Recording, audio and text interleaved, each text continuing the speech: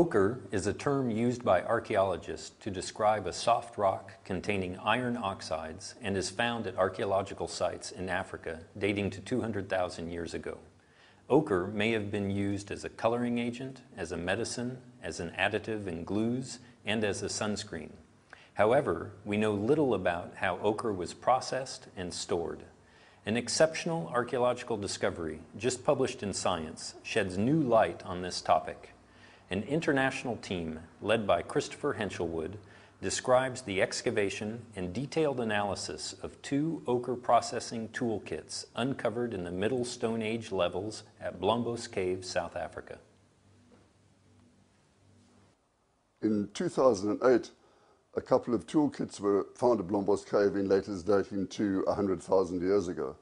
The first toolkit comprises an abalone shell with a 5mm deposit of ochre, stone tools used for grinding and hammering, a fragment of ochre, and a small bone possibly used as a steering tool. We also found a seal scapula and a vertebra. The second toolkit contains an abalone with a similar layer of ochre covering the bottom of the shell and a napped quartzite piece covered with pigment. Close by lay a large lump of utilized ochre.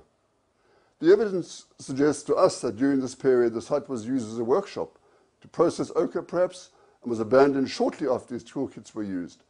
Dune sand then probably blew into the cave, covered the toolkits, and preserved them for posterity. We applied a number of analytical techniques to understand how the pigment was processed. Pieces of ochre were either rubbed against 2 quartzite slabs to make a powder, or chipped and the resulting flakes crushed with stone grinder. Spongy bone was also crushed and heated to extract marrow that was added to the mixture together with charcoal and some kind of liquid. The mixture were then gently stirred.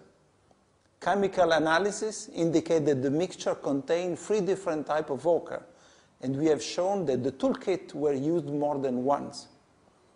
How this ochre compound was used is not obvious, but the absence of resins or wax suggests that it was not used to make a glue or a mastic.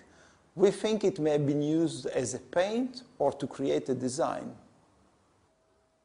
The recovery of the toolkits at Blombos Cave documents the first known instance for the deliberate planning, production and storage of a pigmented compound and for the use of a container. This discovery serves as a benchmark during the early evolution of the cognitive abilities of Homo sapiens in southern Africa.